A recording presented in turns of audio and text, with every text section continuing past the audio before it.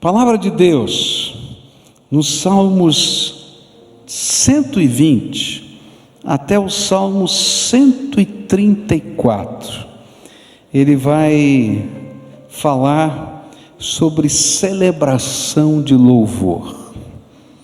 E hoje, quando nós encerramos a campanha de 40 dias de celebração, eu gostaria de destacar uma das maiores festas de celebração que um israelita podia viver. A liturgia desta festa está descrita no Salmo 120 até o Salmo 134. Alguns desses salmos eu preguei aqui durante a campanha. As canções, elas eram cantadas, marcando especialmente a chegada em Jerusalém. Os peregrinos vinham de vários lugares da terra e eles, à medida que iam se aproximando da cidade de Jerusalém, iam chegando no final da jornada, começavam aqueles grupos que iam se unindo nas estradas, nas ruas, eles começavam a participar dessa liturgia. E nessas canções a gente pode entender o sentido, aquilo que o povo trazia no coração à medida que eles iam chegando no templo do Senhor. É importante lembrar que o templo de Jerusalém era o único templo em toda a terra de Israel. E eles se reuniam nas suas vilas, em sinagogas. Os levitas estavam espalhados por todas as vilas e eram professores das crianças, tanto para que eles pudessem aprender a ler, e a motivação de aprender a ler era para ler a Torá, a palavra de Deus, e como também para aprenderem os valores de vida. E pelo menos uma vez na vida, todo judeu deveria ir ao templo. Certamente aqueles que podiam, iam às festas de adoração com frequência, mas à medida em que as turmas de peregrinos iam chegando à cidade, eles começavam a cantar os salmos da peregrinação, que são os salmos de 120 até 134. E o meu propósito hoje é tentar entender quais eram as razões desta celebração. O que eles agradeciam a Deus? O que eles vinham celebrando na presença de Deus? E hoje, para me ajudar a fazer a introdução do sermão, eu estou convidando a minha esposa para colocar alguns motivos de gratidão da nossa família para junto com vocês. Se estiver pronto aí, solta aí para a gente. Olá, irmãos, que saudades, e como é bom estar aqui com vocês, principalmente no encerramento da nossa campanha, porque temos muito para celebrar ao Senhor. A Bíblia diz que no mundo tereis aflições, mas tende bom ânimo, porque eu venci o mundo. E cada dia eu sou uma vencedora com o Senhor Jesus, porque Ele tem sustentado, as orações dos irmãos Ele tem sustentado. E eu queria agradecer aos irmãos, louvar ao Senhor junto, porque realmente o Senhor tem sido bom, muito bom. E além da melhora que, graças a Deus, eu estou começando a sentir, nós temos uma notícia muito especial para os irmãos. Como família, vamos celebrar juntos, porque vamos ser avós. Aquela está grávida e veio a bênção maior, no meio de tanta tribulação, e essa construção tão linda. Deus nos abençoe e vamos estar juntos no centenário em nome de Jesus. Amém.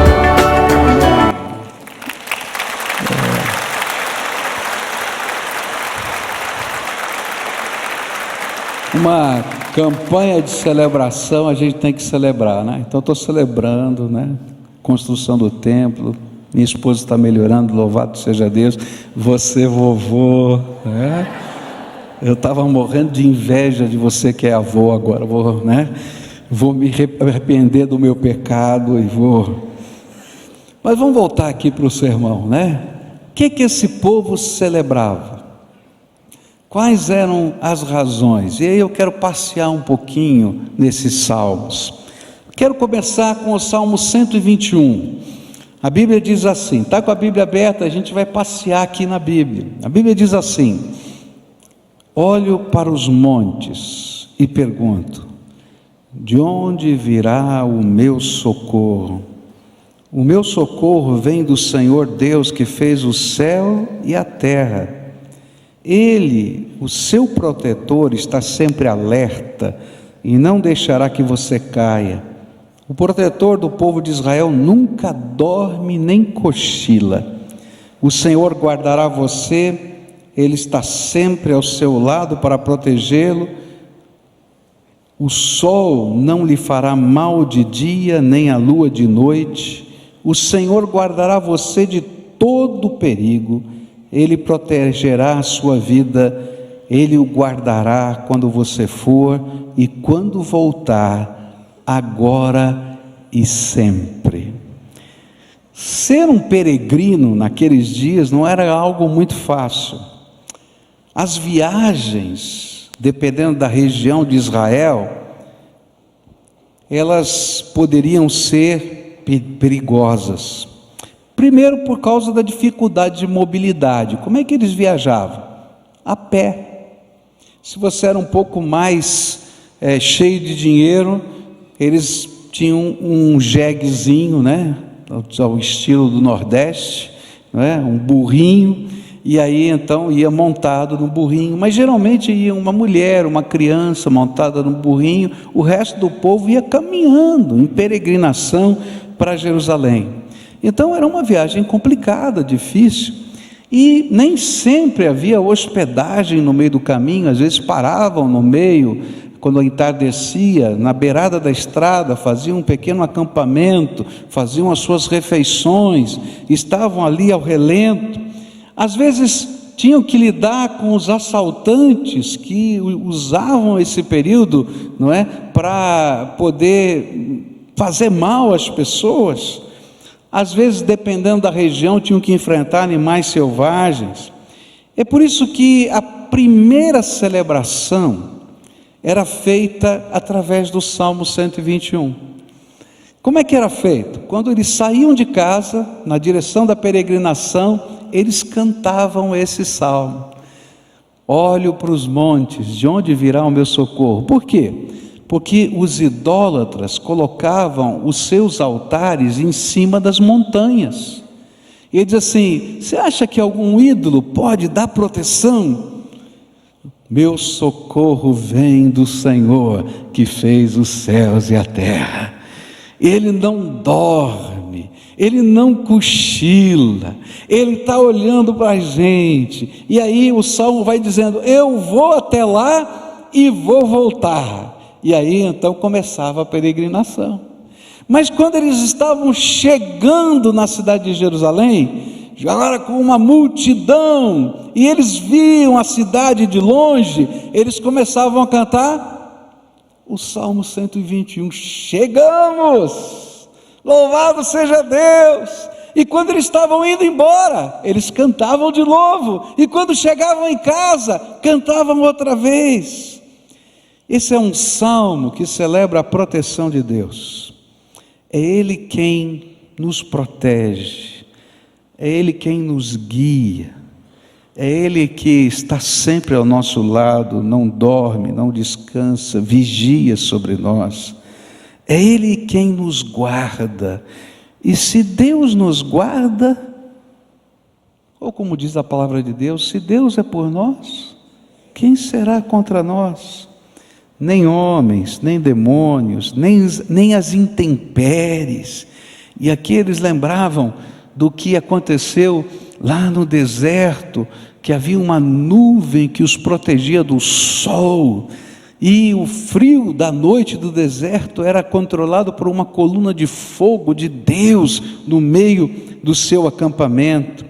O que esse salmo está dizendo é que a nossa vida está nas mãos do Senhor, não só agora, mas sempre. Por isso é Ele quem nos guarda na ida, na volta, todo o tempo. E hoje, quando nós celebramos ao Senhor, devemos, como peregrinos que nós somos na jornada da vida, lembrar que o nosso socorro só pode vir do Senhor. É Ele e é nele que nós colocamos a nossa vida nas suas mãos. Eu estava conversando com um colega anos atrás, antes da Cleusa ficar doente agora, e esse colega, a gente estava almoçando, e esse colega disse assim: Pascoal, você já percebeu que na tua vida, enfermidades, na vida da tua esposa, tem sido o foco da batalha? Isso antes da Cleusa ficar doente. E como é que você pensa, como é que você lida com isso? E eu me lembro, eu estava estudando esse texto e me lembrei do que eu falei para ele, né? Eu me lembrei que naquele contexto eu disse assim: a palavra de Deus nos ensina que a gente deve resistir ao diabo, ele vai fugir da gente. Então, eu vou seguir trabalhando, eu vou seguir servindo a Deus, e no tempo certo, no momento oportuno, como sempre aconteceu, vai voltar a acontecer, a boa mão do Senhor vai se revelar. Por quê? Porque eu vou olhar para a direita, para a esquerda, para frente, para trás. Quem pode ser o meu socorro? Quem pode ser? Só o Senhor é o nosso socorro. O peregrino de Deus nessa terra sabe que não adianta olhar para as montanhas, não adianta olhar para frente, não adianta olhar para trás, não adianta olhar para os lados. A gente tem que olhar para cima, por Todo-Poderoso, e colocar a nossa vida nas mãos dele e confiar na graça dele. De alguma maneira, ele vai transformar aquilo que a gente imagina que é mal em bem. Eu não sei como, mas isso é a especialidade de Deus. E aí a gente vai seguindo a jornada. Então, eu queria desafiar você hoje a celebrar o Deus da tua vida. Você já olhou para a tua história? Às vezes a gente olha a vida na perspectiva do momento que a gente está vivendo. Às vezes, se o momento é bom, a gente está alegre, se o momento é ruim, a gente está triste e tudo está ruim, tá? Mas olha a vida na perspectiva das intervenções de Deus junto a você. Quantas vezes na tua história Deus já se manifestou como protetor? Quantas vezes na tua história Deus se manifestou como aquele que é o socorro bem presente na hora da angústia? Quantas vezes Deus se manifestou quando você achava que não tinha jeito? Quando você olhou para todos os lados e tinha sumido todo mundo? Então continua olhando só para Ele. E continua celebrando a presença dEle na tua vida, porque essa é a nossa bênção. A segunda coisa que eu queria desafiar você a celebrar, junto com os peregrinos, está no Salmo 122. Olha que coisa linda, tá? E eu vou querer, depois que a gente lê esse salmo, que você entenda o que está acontecendo agora. Diz assim: fiquei alegre quando me disseram, vamos à casa de Deus, o Senhor. E agora aqui estamos dentro de Jerusalém.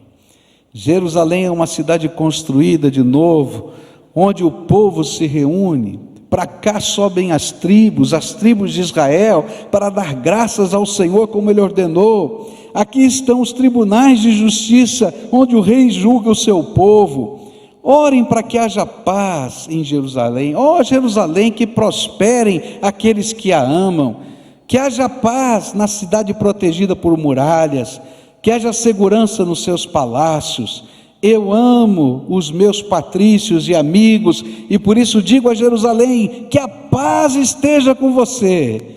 Eu amo o templo do Senhor, o nosso Deus, e por isso oro pela prosperidade de Jerusalém. Quando o caminho estava terminando, e eles estavam entrando na cidade, os peregrinos começavam a cantar esse salmo. Alegrei-me quando me disseram, vamos à casa do Senhor.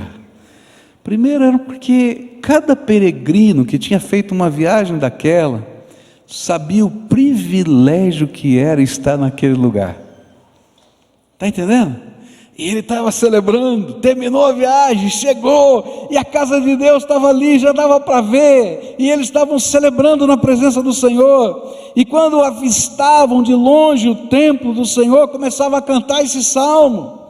Que alegria poder estar na casa de Deus. Todos sabiam que Deus era muito maior do que qualquer construção humana. Todos sabiam que o templo não era o único lugar da habitação de Deus.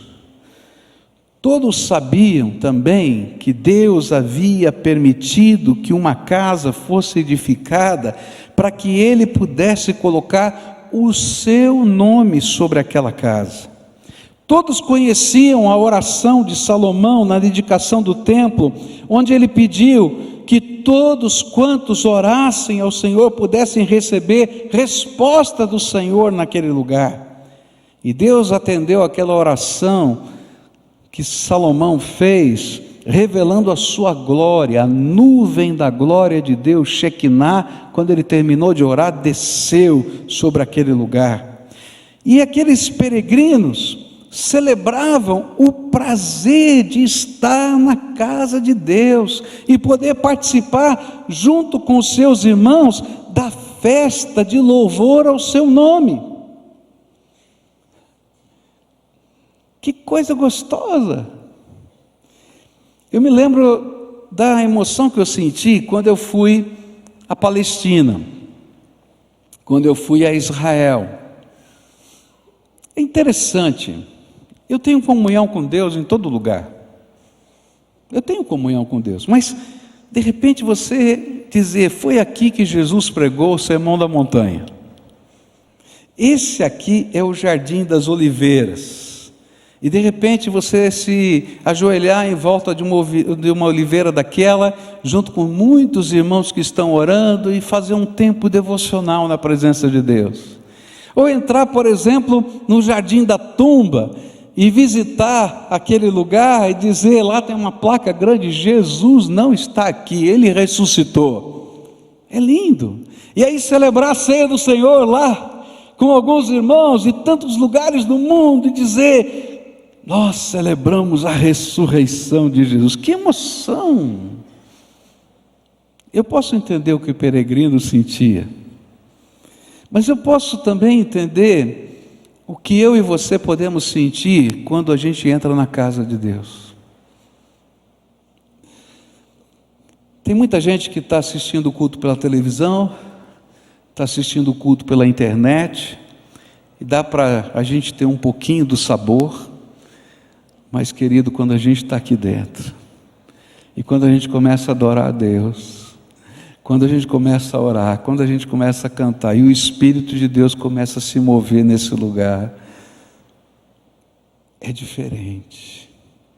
Eu posso assistir um filme sobre a Terra Santa e achar bonito, mas quando eu estou lá, é diferente. E é isso que a gente sente quando a gente vem à casa de Deus. A gente sente que não estamos sozinhos nesse mundo, mas fazemos parte de uma multidão de adoradores. Você pode imaginar a sensação de entrar na cidade com milhares de pessoas cantando e celebrando. Alegrei-me quando me disseram, vamos à casa do Senhor. Eu estava lá no Muro das Lamentações e estavam chegando as sinagogas, as várias sinagogas, sexta-feira à tarde. Eu pedi para visitar na sexta-feira à tarde o Muro das Lamentações. Eles não gostam, ninguém quer que você vá lá, porque é o dia de culto, de celebração, mas eu queria estar lá. E eu achei lindo, porque começaram a chegar, não é, as várias sinagogas, cada um de um jeito diferente. É como se fosse as denominações evangélicas aqui, tá? Então você pode imaginar aqui uns que vêm com um véu, outro com um coquinho na cabeça, ali tem os caras com os negócios enrolados, chapéu diferente, vai chegando de tudo quanto é tribo ali, tá? Vai chegando aquele povo, e aí chegou um grupo de adolescentes e jovens, e aqueles adolescentes entraram ali cantando, E aí então colocavam o braço nos ombros do outro e vinham cantando louvores a Deus. Eu não entendo hebraico, não entendi o que eles cantavam. Mas, gente, essa celebração da gente estar na presença de Deus, da gente estar no meio do povo de Deus, da gente louvar a Deus, de fazer parte de um povo e ser reconhecido como filho de Deus, é algo que não pode sair do nosso coração. Quando a gente está terminando esse templo, e essa semana, se Deus quiser, a gente vai dedicá-lo, tem muita coisa para fazer, mas nós vamos dedicar. Querido, que emoção é dizer, alegrei-me quando me disseram, vamos à casa do Senhor. Poder estar aqui, conhecer essa história, saber cada milagre que aconteceu nesse lugar, e poder dizer obrigado, Senhor, obrigado, Senhor, obrigado, Senhor, obrigado, Senhor. Não dá para entender tudo que o Senhor já fez. Louvado seja o teu nome, Senhor.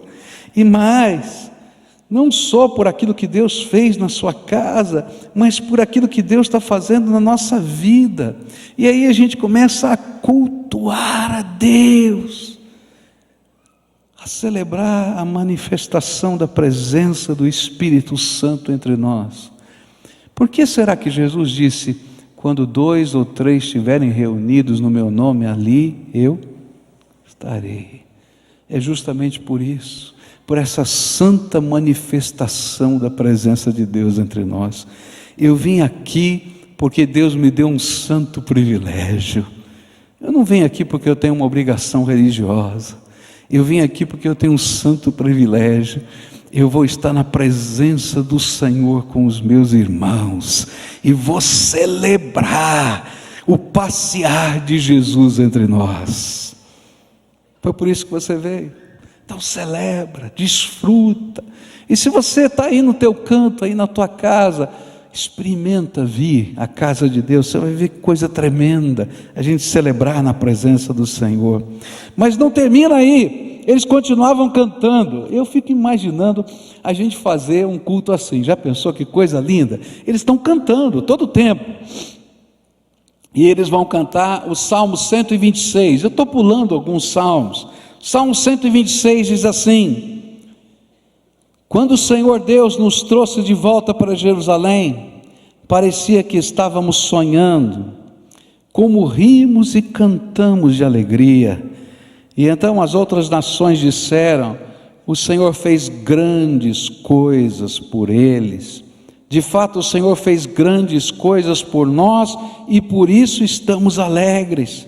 Ó Senhor, faz com que prosperemos de novo, assim como a chuva enche de novo o leito seco dos rios, que aqueles que semeiam chorando façam a colheita com alegria, e aqueles que saíram chorando, levando a semente para semear, voltarão cantando cheios de alegria, trazendo nos braços os feixes da colheita.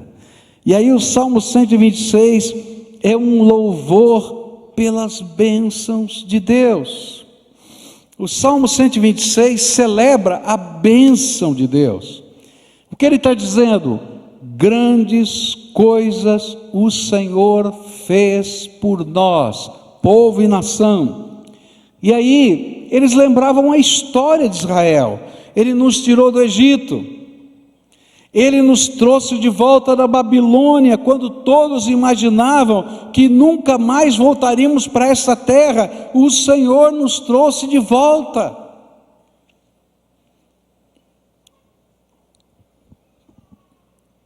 Outra vez, em 1948, ninguém mais acreditava que Israel pudesse ter um pedaço de chão. Mas segundo a promessa do Velho Testamento, em 1948 essa promessa aconteceu quando ninguém mais acreditava que isso pudesse ser possível. E eles voltaram outra vez para aquela terra e pegaram uma língua que não existia mais, porque o hebraico só era conhecido através da Torá. Ninguém mais falava o hebraico. A língua mais falada que podia se dizer que era do judeu era o Yiddish. E sabe, eles reaprenderam o hebraico. estavam celebrando coisas do passado, vitórias, intervenções de Deus. Mas esse louvor não se atinha somente ao âmbito nacional. Cada peregrino vinha dizendo: grandes coisas o Senhor fez por mim. Grandes coisas o Senhor fez pela nossa família. E era nesta hora que eles traziam ao Senhor os seus dízimos e as suas ofertas. A lei ensinava que ninguém deveria ir à casa de Deus de mãos vazias. Todos tinham que trazer uma expressão visível do seu louvor a Deus. E é por isso que o Salmo afirma que quem sai espalhando a preciosa semente, andando e chorando, volta trazendo consigo os feixes da colheita. E a primeira festa que eles iam celebrar era a festa da colheita, a festa dos tabernáculos, onde eles iam acampar no meio da cidade, e eles traziam as primícias do campo, e eles traziam os dízimos, eles traziam as oferendas, e eles estavam no templo do Senhor para dizer: obrigado, Deus, porque a gente saiu chorando, a gente saiu semeando, mas o Senhor nos abençoou. Porque havia no coração deles esse sentimento. A semente tem o poder de germinar, mas Deus é que faz isso acontecer, e a proporção da produção dessa semente é dádiva de Deus. Lembra que a Bíblia diz, né? Um por 40, outro por 60, outro por 100, não é isso que diz? Não é? Mais ou menos assim. Então essa proporção é bênção de Deus, e ele estava dizendo: obrigado, Senhor, porque eu plantei uma semente e nasceu tudo isso, e eu estou podendo colher os frutos. Grandes coisas o Senhor fez por nós, por isso nós estamos alegres. Quanta coisa Deus já fez na tua vida. Você já parou para olhar a sua história? Lembra da tua história? Lembra? Onde você nasceu, como você cresceu, como você estudou, os trabalhos que você já teve, o sustento da tua vida, as portas que Deus já abriu para você. Grandes coisas o Senhor fez por nós, por isso estamos alegres. E sabe, Senhor, voltar para ofertar, para adorar, para agradecer, não é peso, é privilégio, porque quando eu estava semeando, andando e chorando, o Senhor estava comigo. E quando eu não podia fazer nada, só esperar que essa semente pudesse crescer, o Senhor estava lá trabalhando. E quando eu colhi, e o suprimento veio, e o socorro veio, e a bênção veio, eu tenho que reconhecer que o Senhor é bom, e a sua misericórdia dura para sempre. E eu quero terminar, eu sei que meu tempo já acabou, mas eu não posso terminar sem falar desse último ponto. São 2 salmos. O Salmo 127 e 128. E é interessante que há uma sequência, há um ensino em toda essa sequência, porque ele traz a oferta, e parece que a grana é a prosperidade e a bênção.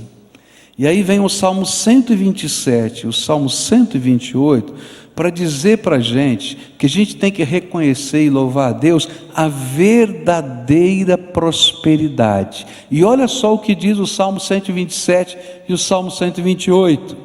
Dizem assim esses salmos: se o Senhor Deus não edificar a casa, não adianta nada trabalhar para construí-la.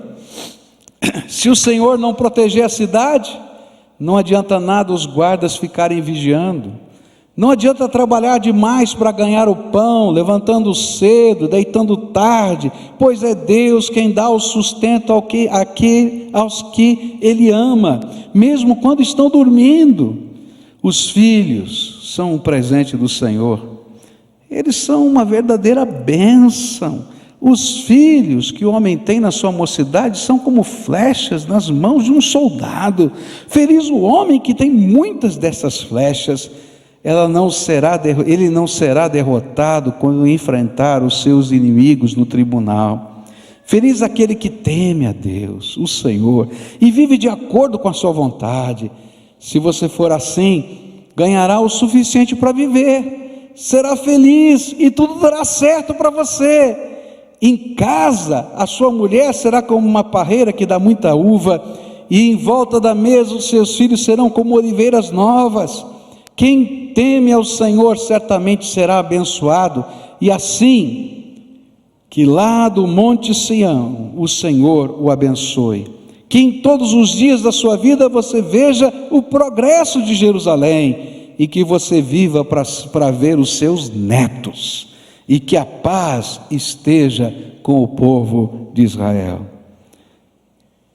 É interessante, está falando da semente, está falando do trabalho, mas o foco não é semente, nem trabalho, nem construir a casa, nem você guardar uma herança. O foco que Deus está mostrando é a tua família, querido. O foco que tem valor são as pessoas significativas. E Ele vai dizer para você: sabe qual é a verdadeira prosperidade? É você receber a bênção de Deus para ter o que é suficiente e poder desfrutar da bênção da convivência com os seus queridos. Está entendendo? Poder contar com o sustento e a proteção de Deus para com você e para com eles, para ter capacidade de ter descanso, sono no meio dos dias difíceis, de ver a bênção de Deus nos filhos e nos filhos dos seus filhos à volta da sua mesa. O mais importante é não perder de vista o que realmente importa nas nossas vidas. O peregrino celebra um culto onde a prosperidade que ele está buscando é aquela que é construída nos valores de Deus. Ele não traz o seu dízimo e a sua oferta porque ele vai ficar rico. Eu nunca vi alguém ficar rico por causa disso. Mas a Bíblia diz assim: já fui jovem e sou velho, e nunca vi um justo mendigar o pão. Está entendendo? Você vai poder contar com a bênção de Deus, com o sustento de Deus, mas não nessa prosperidade idólatra da compra, do dinheiro, do carro, das coisas, não. Você vai poder dormir à noite, você vai poder ver a sua família unida, você vai poder dar risada junto, você vai poder chorar junto às vezes, você vai poder ver a bênção de Deus, você vai poder orar pela bênção de Deus, você vai receber a bênção de Deus através deles. E aí Deus está dizendo: essa aqui é a maior herança. Está entendendo? E aí o peregrino vinha e dizia assim: bendito seja o Senhor pela minha família, bendito seja o Senhor por essa casa, bendito seja o Senhor porque o Senhor está aqui no meio da gente. Essa é a minha prosperidade. A gente vive num mundo em que a prosperidade das pessoas parece estar conectada ao significado de vida. E quem vive assim vai ser sempre vazio e não vai conseguir dormir. Eu não vou me esquecer do testemunho que eu ouvi de um irmão querido lá de Manaus, que ele deu testemunho aqui nessa igreja vários anos atrás, dono de uma rede de lojas lá em Manaus, uma pessoa bem de vida. E esse homem passou por um momento muito difícil na sua vida. Ele sofreu uma tentativa de assassinato, levou 5 tiros. Depois ele descobriu que o mandante desse crime era sua esposa, por causa da grana. Bom, os desdobramentos foram muito complicados, mas ele entrou num momento tão duro de vida que ele não conseguia dormir. Ele não conseguia mais dormir, ele tinha medo. Tinha um vizinho dele, crente no Senhor Jesus, que era a única pessoa que o acalmava. Então ele ligava e dizia: meu vizinho, você pode vir orar comigo para eu dormir? Horrível, né? Já pensou? E algumas vezes ele batia na porta do vizinho e dizia: eu não consigo dormir, você pode orar por mim? E foi assim que Deus alcançou aquele homem, transformou a vida dele, porque o único que podia fazê-lo dormir era Deus. Por causa dos seus medos, das suas aflições, porque tudo que ele imaginava ser prosperidade não tinha sentido nenhum, quando a sua própria esposa mandou dar 5 tiros nele. Está entendendo? Sabe qual é a verdadeira prosperidade? Quando a paz do Senhor está na tua casa, quando a bênção de Jesus está no teu coração, quando Ele te ensina o próximo passo, quando Ele muda, às vezes, alguns projetos da tua vida, para dizer para você: vamos investir naquilo que realmente tem valor. Quando você pode abraçar um neto, estou doido para acontecer isso logo. Aleluia! Está entendendo? Eu sou de origem italiana, a coisa mais gostosa que tem é sentar em volta da mesa e ficar batendo papo e conversando. E quando a casa está cheia, queridos, Deus tem uma bênção diferente para você.